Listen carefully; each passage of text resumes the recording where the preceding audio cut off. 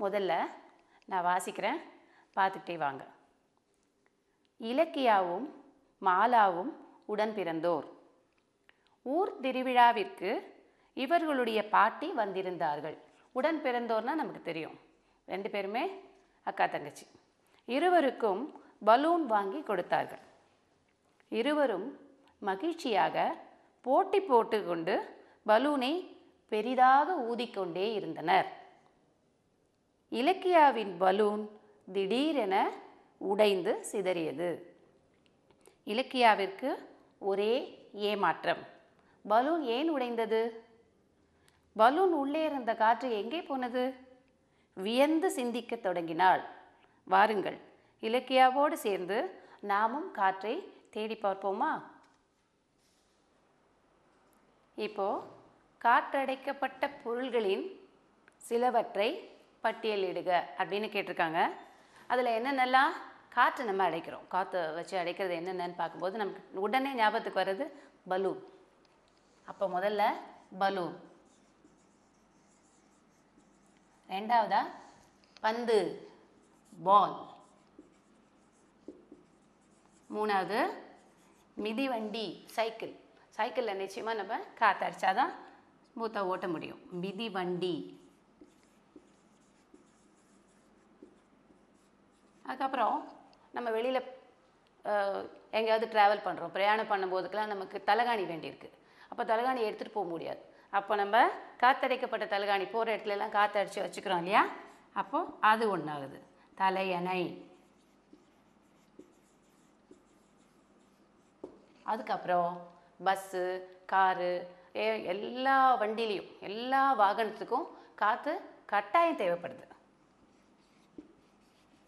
Bus, car மற்றும் பல. அதுக்கப்புறம் இப்போது காற்றுடைய பண்புகள். பண்புகளை நான் ஏற்கனவே சொல்லியிருக்கேன். காற்றுக்குன்னு சில பண்புகள்லாம் இருக்குது. அந்த பண்புகள் என்னென்ன அப்படின்னு பார்க்கும்போது முதல்ல ஒரு சின்ன சோதனை மூலமாக முதல் பண்பை என்னன்னு தெரிஞ்சுக்கலாம். சோதனை மூலம் தெரிஞ்சு கொள்ளலாம். நம்பர் 1, முதல் சோதனை என்ன அப்படின்னு கேட்டால், தேவையான பொருள்கள் என்னென்னலாம் எடுத்துக்கணும்? 2 பலூன்கள், 30 சென்டிமீட்டர் நீளமுள்ள ஒரு குச்சி, நூல், ஊசி.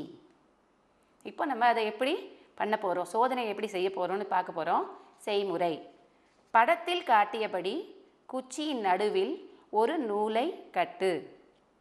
இரு முனைகளிலும் காற்று நிரப்பப்பட்ட ஒரே அளவிலான பலூன்களை கட்டவும். அதை தராசு போல பிடிக்கவும். இப்பொழுது என்ன பார்க்குறோம்? ஒரு பலூனில் உள்ள காற்றை ஊசியின் மூலம் குத்தி வெளியேற்று. இப்பொழுது என்ன காண்கிறாய்? என்ன தெரியும் நம்மளுக்கு? ஊசியில் குத்தின பலூன்லேருந்து காற்று கண்டிப்பாக வெளியில் போயிடும். வெளியில் போகலன்னே எப்படி இருக்குது அப்படின்றத இது 2 கிடைக்குது. ஏன்னா முதல்ல மூலமாக என்ன தெரியும்? 2 பலூனும் ஒரே போல் காற்று நிரப்பப்பட்ட பலூனை சம அளவில் நீட்டாக கிடைமட்டமாக நம்ம வைக்கிறோம். ஒன்றை மட்டும் ஊசியில் குத்துறோம். குத்தின உடனே காற்று போன பலூன் என்ன ஆகிடும்? மேலே போயிடும். அப்போ காற்று நிரப்பப்பட்ட இன்னொரு பலூன் கீழே அப்படியே கீழ் நோக்கி இறங்கும். அதுதான் இங்கே போட்டிருக்கு. முதல் இதில் குச்சி கிடைமட்டமாக இருக்கும், ஒரே போல் சமமாக இருக்கும். ரெண்டாவது காற்று குத்தின உடனே என்ன ஆகுது? காற்று வெளியேறிய பலூன் இருக்கும் முனை மேல் நோக்கி சென்றது. காற்று நிரம்பிய பலூன் கீழ் நோக்கி இறங்கியது. இதுக்கு என்ன காரணம்? இதுக்கு என்ன ரீசன்? என்ன காரணம்னா, தராசின் கிடைமட்ட கோலின் இருபுறமும் உள்ள பலூன்களில் காற்று சம அளவில் நிரப்பப்பட்டிருக்கு. 2த்துலையும் ஈக்குவலாக ஒரே போல் நம்ம நிரப்பியிருக்கோம். ஆனால் 2ல் காற்றடைக்கப்பட்ட பலூனின் எடை குறைஞ்சிடுச்சு. நம்ம வெளியேற்றுறதுனால காற்றின் எடை குறைந்து காலியாக உள்ள பலூனின் எடையை விட அதிகமாகிறது. இதிலே நம்ம என்ன தெரிஞ்சுக்கிறோம்? காற்றுக்கு எடை உண்டு. அப்போ முதல்ல நம்ம தெரிஞ்சுக்கிறது காற்றுக்கு குணம் எடை. நிரப்புக. 1, காற்றுக்கு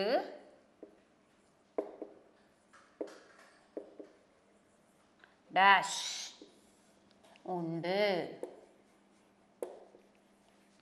காற்றுக்கு டேஷ்.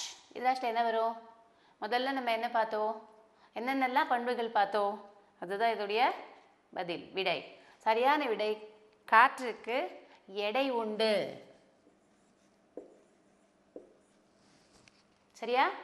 அடுத்தது இதுவும் ரொம்ப டேஷ் டேஷ் ஆகிய இடங்களில் பெருமளவில் காற்றாலைகள் அமைக்கப்படுகின்றன. ஏற்கனவே பார்த்துருக்கோம், காற்றாலைகள் மூலமாக தான் மின்சாரத்தை நம்ம தயார் பண்ணுறோம்.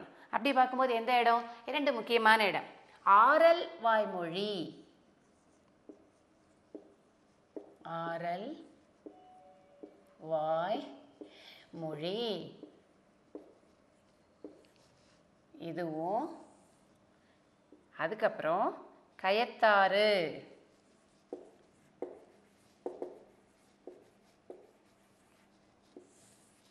இந்த 2 இடங்கள்ல தான், இந்த 2 ஆகிய இடங்களில்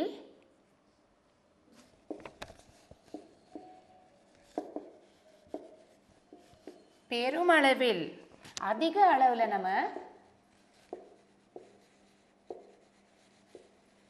பெருமளவில் காற்றாலைகள் அமைக்கப்பட்டுள்ளன.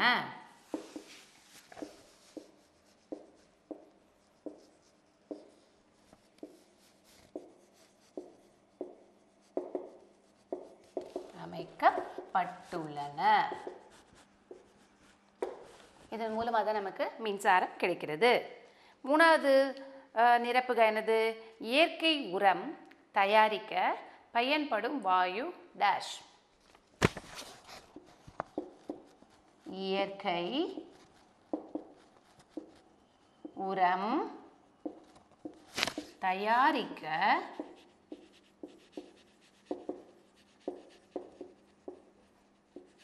பயன்படும் வாயு டேஷ். இது நைட்ரஜன்.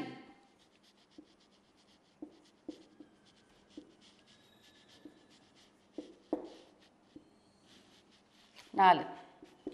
இப்போ 3 பார்த்தாச்சு.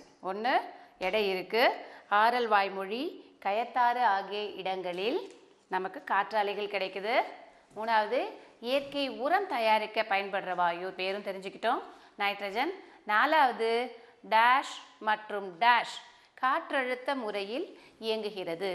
எதெல்லாம் காற்றழுத்த முறையில் இயங்குகிறதுன்னு பார்க்கும்போது 2 நம்ம சொல்ல போகிறோம். இப்போ 1 என்னது? பாய்மர கப்பல்.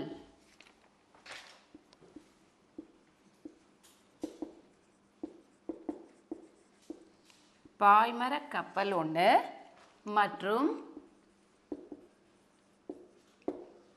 பட்டம்.